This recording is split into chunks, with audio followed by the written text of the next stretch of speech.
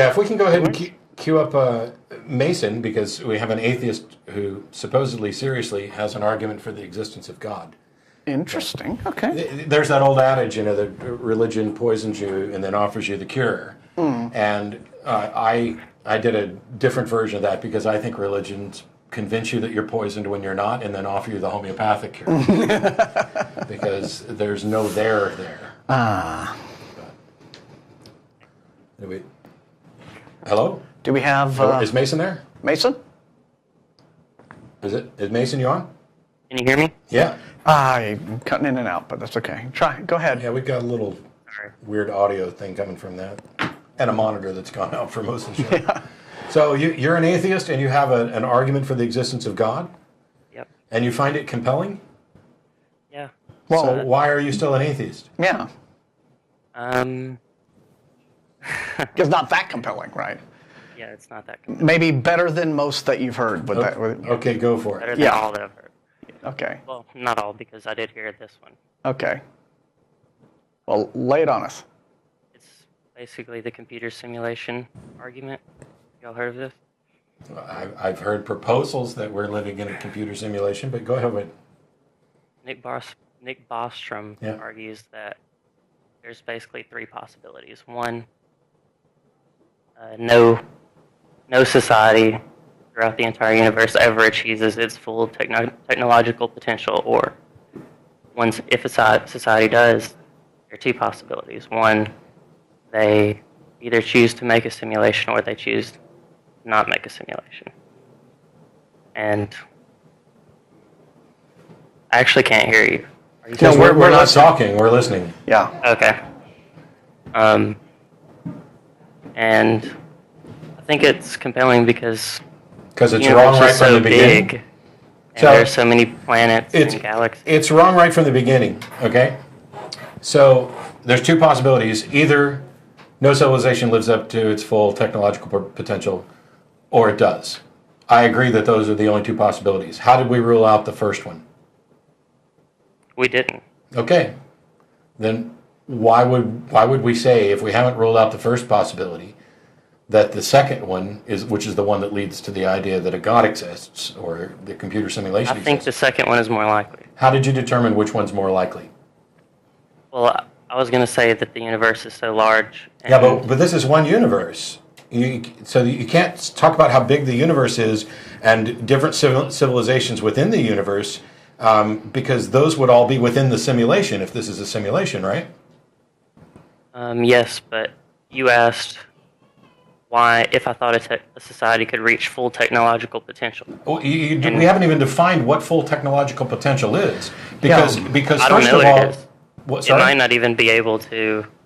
Yeah, full technological potential, even if reached, does not mean capable of generating simulations. I agree. Okay, why is this remotely compelling to anybody? Because we haven't been able to rule out the possibility that nobody reached their full potential, or that nobody's reached it yet, and that we're living in the first universe, and maybe someday in the future. It's really an argument just to show one of three possibilities are true. Okay. And then how do we decide which, between the three of them, how do we determine which one is most likely? Well, I think you can basically throw one out, and that's the one that says we might have some kind of moral obligation to creating some moral simulation. obligation to create a simulation or not do so. I don't know how you can throw that out. Yeah, I don't think anyone really have any kind of moral limit. And wouldn't moral obligations get violated all the time? I mean, I can't see how you can throw that out for that. Yeah. And wouldn't isn't it just the very concept of full technological potential contextual anyway, right? I mean, if you have a civilization let's say you have a species, humanity, at a certain point in its historical development, well, full technological potential for the ancient Sumerians is quite a bit different from full technological potential of a 20th century superpower. And what's worse than all that is that even if you found out, and we're able to calculate and determine that it's hang on. Yeah, let him finish, please. Even if you were able to determine what you acknowledge you can't determine, which is that it's most likely that we're living in a simulation, that doesn't prove God. All that does is prove that somebody made a simulation that we're living in. That's not a It God. may not necessarily prove God, but I think it would be evidence for maybe an intelligent designer.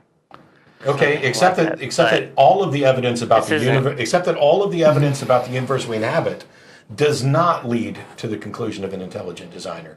It is consistent with the universe.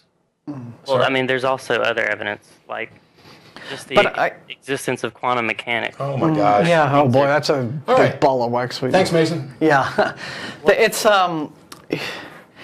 and at the end of the day, I don't think these little thought experiments really amount to much, right? I mean, the kind of God that something like this would want to lead you to sort of thinking about. This is not a God that anyone worships, goes to church for, prays to. I mean, the purpose of religion, I think, again, we're getting back to. Why the last caller is identical to the first. Yeah. They have this infatuation with the God idea. And so they're looking for some way to make the God idea fit the observable universe. And some people will do it with pantheism by saying, oh, well, it feels like there's so much more, so we'll just say the universe and God are the same. And some people will do it by appealing to Jesus or Yahweh or Jehovah or Allah or whatever. And now this one's appealing to a computer simulation.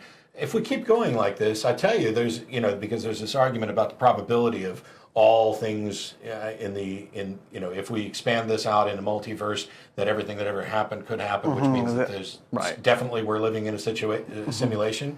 One of the things that's particularly frustrating about that is that it also allows you to conclude that there are supernatural beings in the other universes that could eliminate all of the other universes. This is the problem with taking an interesting idea and trying to find or accepting that it's telling you something real about something you can't investigate. Yeah, I think, People, you're arguing for scientism, that there's nothing in the world except what's natural. No, I'm not arguing that the natural is all that exists. I am arguing that the natural exists, and anybody who asserts that something other than the natural or in addition to the natural exists has a burden of proof that they have not met, and that there is no demonstration they can possibly meet that burden of proof. Yeah, and otherwise you're reading too much Philip K. Dick. That's all I can say. Anyway, that's it for this week's show. Appreciate it, everybody. Thanks to the studio audience out there. Thank you, everyone. Here, and you can't hear them clapping, but they are clapping. I can. We're now at a part where, like, the ambient lights, like, we can't see you, but we know you're in the other room. I've got a really through the good glass, reflection guys. of me and Martin in the fish tank. But we'll be back next week again. Look forward to seeing you then. Yeah, it's good to be back on the show with you.